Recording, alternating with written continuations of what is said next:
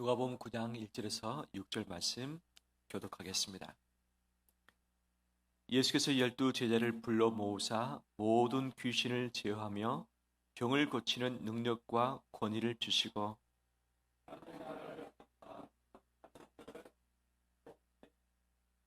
이르시되 여행을 위하여 아무것도 가지지 말라. 지팡이나 배낭이나 양식이나 돈이나 두벌 옷을 가지지 말며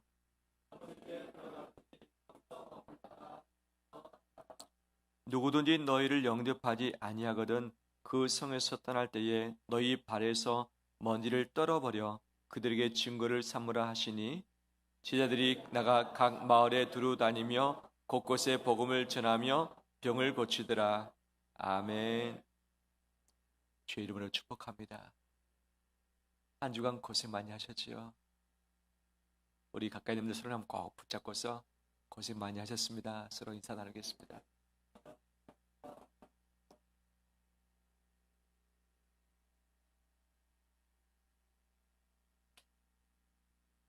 인생을 살아내기에 참 팍팍한 삶이고 또 살아가면서 재정이 꼭 필요하지만 이 재정이 마음처럼 내 손에 들려져 있지 않고 내 몸이 힘들어질 때, 내 가족의 앞길이 잘 열리지 않을 때 마음이 답답하기도 하는 것 아니겠습니까? 사업이 번창했으면 좋겠지만 내가 애를 써도 잘 되지 않는 것이 우리의 직장 사업자가 아니겠습니까? 그러면서 눈치도 보고 자존심도 상하고 울기도 하고 다 때려쳐버릴까라고 하는 이 마음도 석일 터인데 꿋꿋하게 믿음을 가지고 버티시는 사모님들 주의 이름으로 위로하고 축복합니다.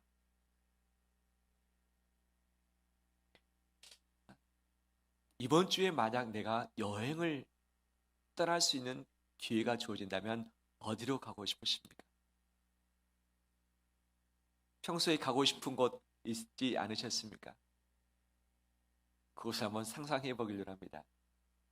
그곳이 어디인지, 어떤 모습일지, 누구와 갈지, 가서 어떤 것을 먹게 될런지, 또 어디에 숙소를 두게 될런지. 여행하면 참 우리 마음이 설레고 기쁘지 않습니까? 가기 전에 준비한 것들이 많이 있지 않습니까?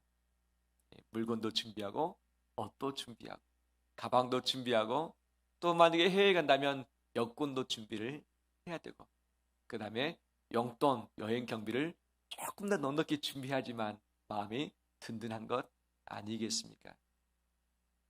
만약에 내가 내 자녀를 학교에 보낸다고 한다면 어떤 학교에 보내길 원하십니까? 가까운 곳입니까? 아니면 저렴한 곳입니까? 그것보다는 내 자녀가 자기에게 주어진 그 재능을 충분히 발휘되고 준비할 수 있는 곳이 필요한 것 아니겠어요? 좀 멀지라도 학비가 좀 더 든다 할지라도 부모는 그곳에 보내길 원하는 마음 아니겠습니까? 지금보다 더 잘 준비해서 이 시대 가운데 귀히 쓰임 받았으면 좋겠다고 하는 이 마음들이 분명 우리의 마음이기도 하는 거죠. 만약 이사를 간다면 어느 곳으로 가고 싶습니까? 요즘 집값이 계속 떨어지고 있는데 또 이것 때문에 이사를 가야 되는 형편 가운데 있을 수 있는데 어느 지역으로 가고 싶은가? 어떤 집에서 살고 싶은가? 우리 마음들이 다 다르지 않습니까? 직장을 간다면 어떤 직장을 선택하길 원하는가? 지금 이직 준비를 마음에 먹고 계신 분도 계시고 어쩔 수 없이 직장을 내려놓고 나와야 되는 분도 계시고 그 다음에 새로운 출발을 위해서 기도하면서 애를 쓰고 계신 분들 계신 것 아니겠습니까? 어떤 직장에 내가 취직되길 원하는가? 또는 어떤 사업을 내가 벌이길 원하는가? 우리 대부분의 마음은 이렇습니다. 지금보다 더 즐거운 곳으로, 지금보다 더 내 인생이 멋스러울 수 있는 곳으로, 지금보다 좀 더 편안하고 안정된 곳으로, 그 다음에 성공의 한 걸음 더 나아갈 수 있는 그 곳으로 우리는 가길 원하는 마음이 다 있습니다. 반대로 위험스러운 곳, 고생할 곳, 불확실한 곳, 그 다음에 폭이 넓지 않고 아주 좁은 곳은 가기를 원치 아니한 거죠. 그러다 보니까 더 좋은 곳은 경쟁이 아주 심하고, 그렇지 않는 곳은 상대적으로 일자리가 남아서 일꾼 구하기가 쉽지 않다고 하는 이야기도 있는 것 아니겠습니까? 거창고등학교의 직업 선택 10계명을 예전에 소개를 한 적이 있습니다. 어떤 직업을 선택할 것인가, 학생들에게 이것을 이 교훈으로 내걸었던 것이죠. 그 10가지를 한번 읽어보겠습니다. 첫 번째, 월급이 적은 쪽을 택하라. 두 번째, 내가 원하는 곳이 아니라 나를 필요로 하는 곳을 택하라. 세 번째, 승진의 기회가 거의 없는 곳을 택하라. 네 번째, 모든 조건이 갖추어진 곳을 피하고 처음부터 시작하는 황무지를 택하라. 다섯 번째, 앞을 다투어 모여드는 곳을 절대 가지 마라. 여섯 번째, 장래성이 전혀 없다고 생각되는 곳으로 가라. 일곱 번째, 사회적 존경 같은 것을 바라볼 수 없는 곳으로 가라. 여덟 번째, 한가운데가 아니라 가장자리로 가라. 아홉 번째, 부모, 아내, 약혼자가 결사 반대하는 곳이면 틀림없다. 의심치 말고 가라. 마지막, 왕관이 아니라 단두대가 기다리고 있는 곳으로 가라. 아멘이십니까?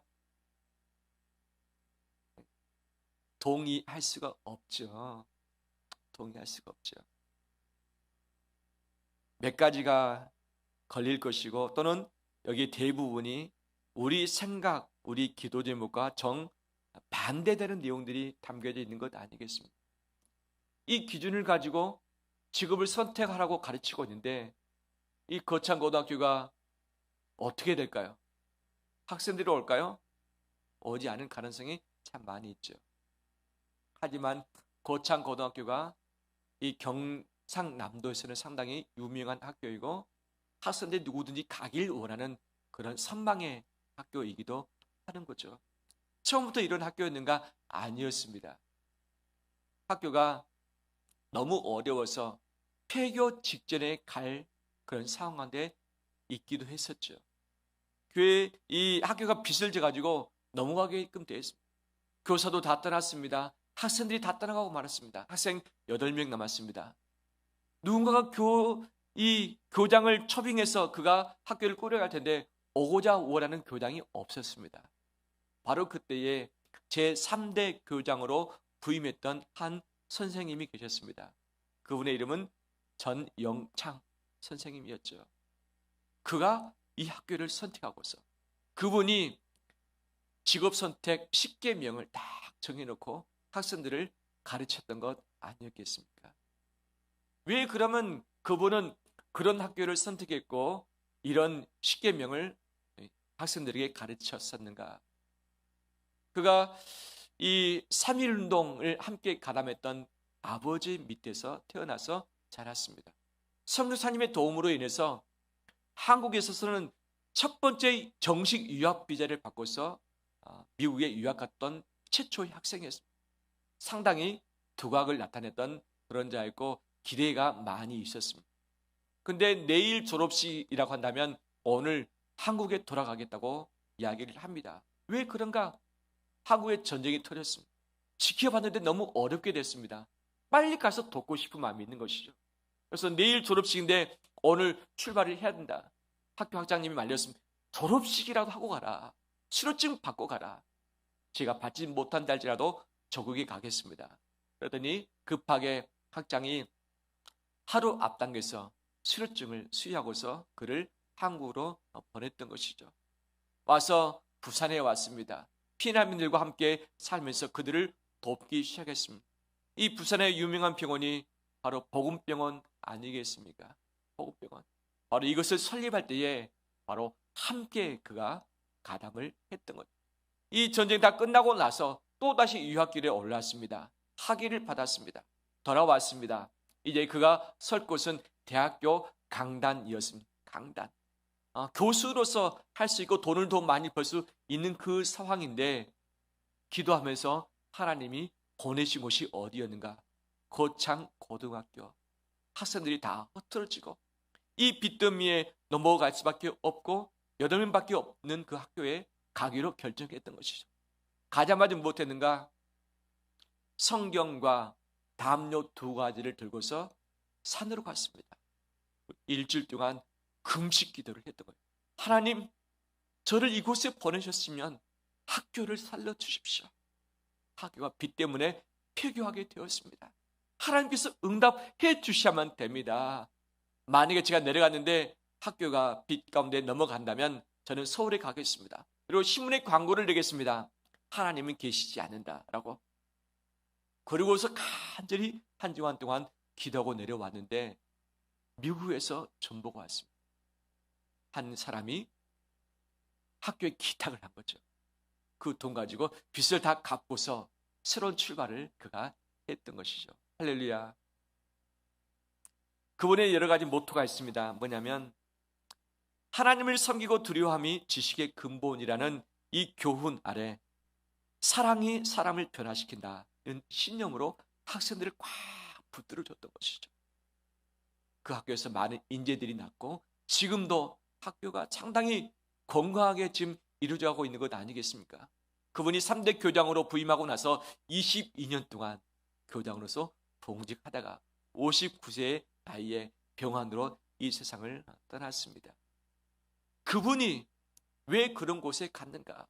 그분이 왜 직업 선택 10계명을 왜 그런 것으로 선택했는가?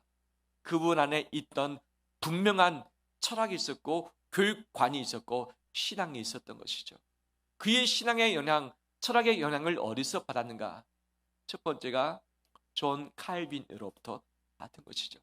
우리 장로교회 이 교류의 이 토대가 되어지는 존 칼빈의 5대 강령 교리 있지 않습니까? 기독교 강요.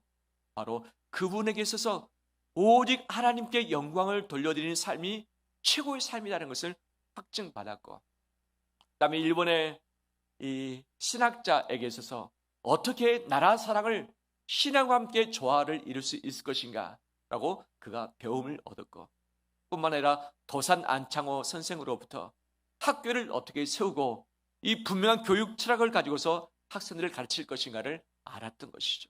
그래서 수많은 사람들이 더 잘 살길 원했고 더 성공하길 원했고 이것을 위해서 공부를 해야 된다라고 가르쳤지만 그는 전혀 다르게 독특하게 어떤 사람이 되어야 될 것인가, 그의 분명한 신앙의 바탕 위에 이 교육 철학을 가지고서 학생들을 섬겼던 것이죠. 지금도 그분은 이 세상을 떠나고 계시지 않지만 지금도 그의 삶이 존중받아 마땅하고 지금도 이 많은 분들이 그분을 존경하고 있습니다.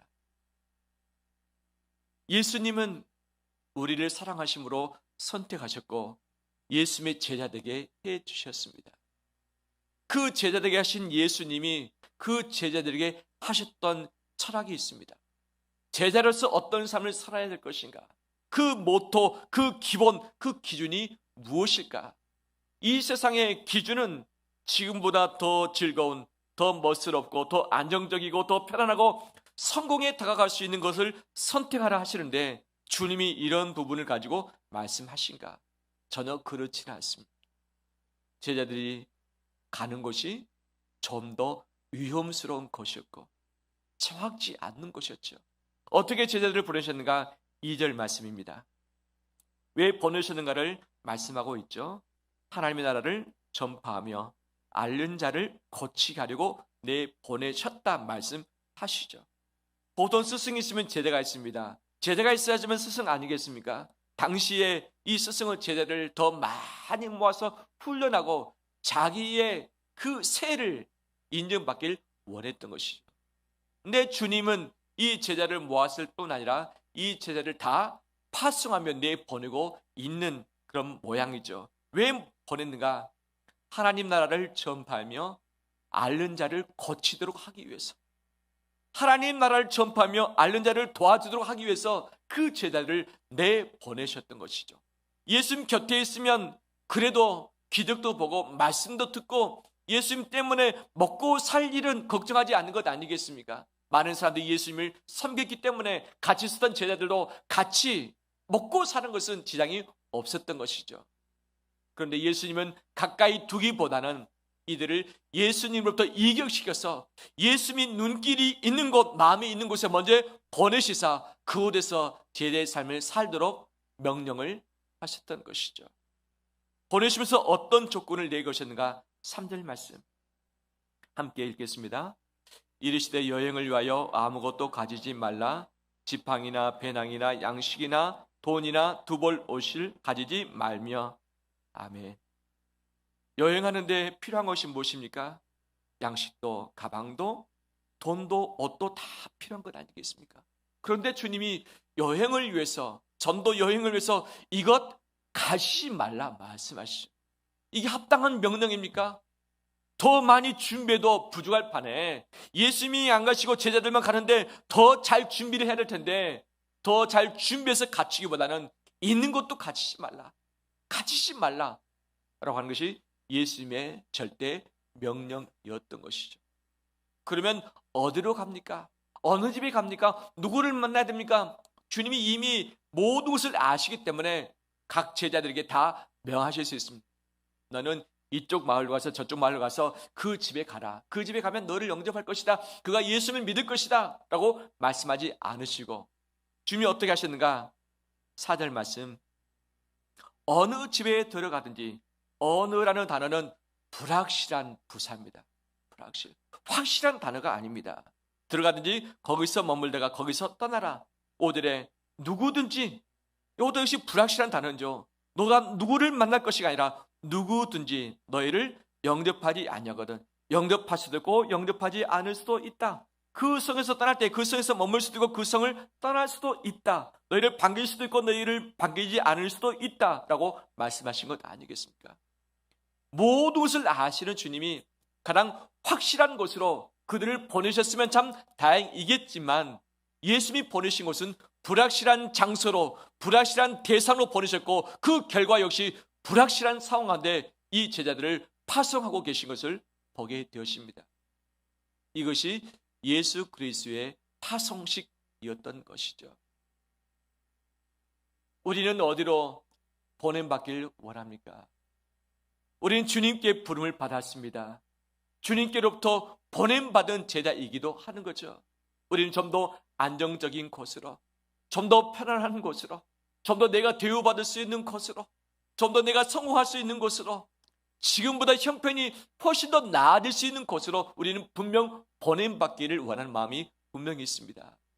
더 나은 곳을 내가 선택하기 위해서 내게 능력이 있어야 되고 내게 기회가 있어야 되기 때문에 이것저것 다 끌어모읍니다. 시간도 끌어모으고 건강도 끌어모으고 재능도 끌어모으고 여러 가지 이 달란트, 은사, 그 다음에 자격증을 다 끌어모은 거죠. 왜? 이것이 더 많이 가져야지만 선택의 폭이 넓어질 수 있기 때문이죠. 이것이 없으면 선택의 폭이 너무 좁아집니다. 선택할 수 있는 곳이 없고 겨우 내가 어쩔 수 없이 끌려갈 수밖에 없는 것만 남아있게 되어지는 것이죠.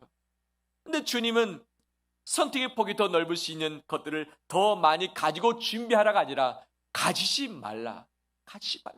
확실한 곳으로 가서 일을 해도 될까 말까 하는데 주님께서 보내신 곳이 불확실한 곳입니다.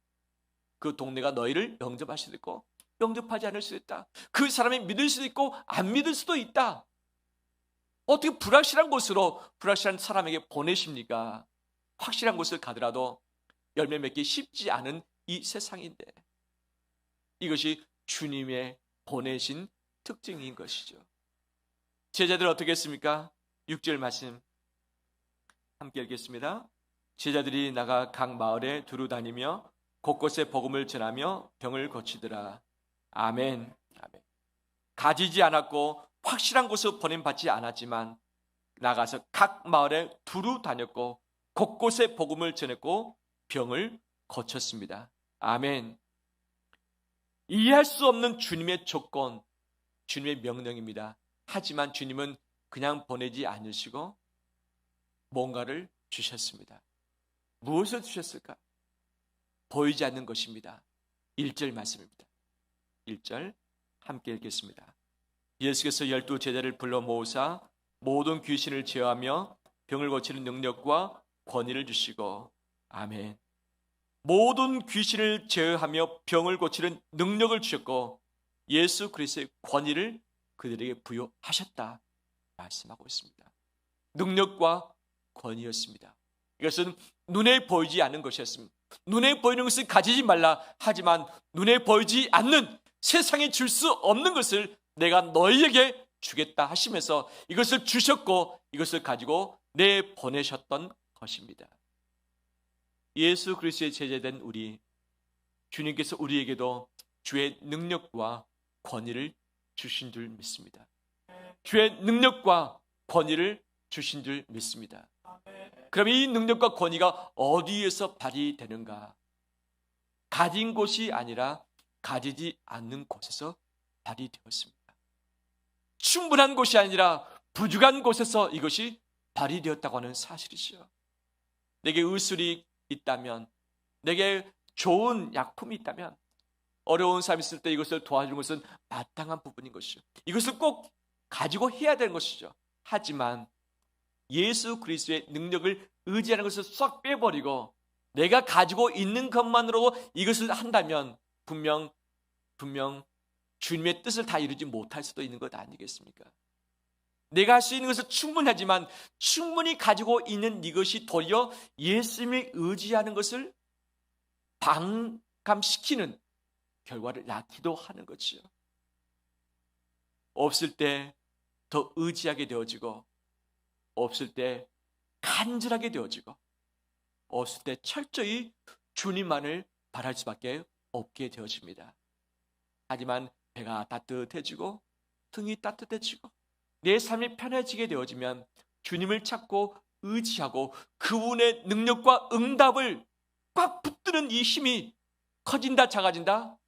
작아질 수밖에 없다는 것이죠. 왜 하나님 나에게 부족함을 여전히 허락하시고 여전히 연약함을 내게 허락을 해 놓으셨는가? 좀 다 고쳐주시고 풍족하게 좀 주시면 얼마나 좋겠습니까? 하지만 다 주고 나면 스스로 혼자 살아갈까봐, 주님이 멀어질까봐, 주님을 의지하지 않고 나를 의지하며 누릴까봐, 주님 나를 너무 잘 아시기에 나에게도 여전히 부족함을 허락하시고 나의 연약함도 여전히 허락하고 계심을 믿습니다. 연약한 곳을 통해서 예수 그리스도의 능력이 나타나기 때문입니다.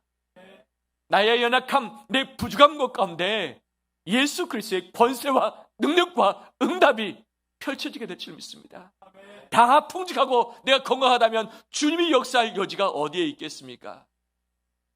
바로 그 연약함 가운데 역사하시는 주님을 바라보고 의지하는 우리 되길 주의 이름으로 축원합니다. 뿐만 아니라 주님은 확실한 곳으로 보내지 않으시고 불확실한 곳으로, 확실한 사람이 아니라 불확실한 사람에게로, 확실한 결과가 아니라 불확실한 상황 가운데 보내셨습니다. 우리의 불안과 두려움이 어디에 있습니까? 미래에 대한 불확실성이죠. 이것만 정리되면 다리 뻗고 잘 수 있고 마음 편하게 밥도 먹을 수 있는데 내일이 어떻게 될런지, 누구를 만나게 될런지, 어떤 일을 하게 될런지, 그 일이 성공하게 될런지 아니면 실패하게 될런지 알 길이 없습니다. 불확실성, 투성입니다. 이것이 커질수록 내 불안도 커지고 두려움도 커지고 염려도 커지고 머리도 복잡해지고 마음도 뒤숭숭한 것 아니겠습니까? 그런데 왜 주님은 확실한 곳으로 보내지 않으시고 왜 불확실한 곳으로 제자를 보내셨는가? 여기에 주님의 뜻이 있고 섭리가 있는 줄 믿습니다. 바로 불확실한 곳에서 해야 될 일이 있다는 것이죠. 다 열심히 하고 준비하지만 주님이 불확실한 곳에서 해야 될 일이 있다고 두 가지를 말씀하십니다. 하나님 나라를 전파하고 아픈 자를 고쳐주라. 하나님 나라를 전파하고 아픈 자를 고쳐주라. 즉 불확실한 것이 왜 불확실한가? 하나님 나라가 임하지 아니했고 주의 능력이 없기 때문에 불확실한 것 아니냐? 불확실한 사람 아니냐? 그들에게 필요한 것이 바로 하나님의 확실한 나라이며 그 주권이며 그 능력이지 않느냐 말씀하시는 것이죠. 내가 어디에 보냄받든지 간에 하나님 나라를 전파하길 원합니다. 하나님의 나라는 하나님이 우리의 신이시며 그분이 지금도 살아계시고 이 세상을 통치하고 계시고 심판하실 분이시고 구원하실 분이라고 하는 사실입니다. 이것을 전파하길 원합니다. 예수 그리스도를 통해서 그분을 믿을 때에 우리가 구원을 받게 되어지고 그분의 백성이 되고 자녀가 되어진다는 사실입니다. 이 삶을 내가 하나님 백성으로서 살아내며 불확실한 대상, 불확실한 상황 가운데 확실한 하나님 나라를 전파하는 우리 되기를 원합니다. 주님은 이것뿐만 아니라 병을 고치는 능력도 우리에게 허락을 이미 해주셨습니다. 그 능력은 없는 현장에 순종의 현장에서 나타났다는 사실. 가진 것이 없이 주님 어떻게 갑니까? 주님도 안 가시는데 어떻게 제가 빈손 들고 갈 수 있겠습니까? 주시면 가겠습니다.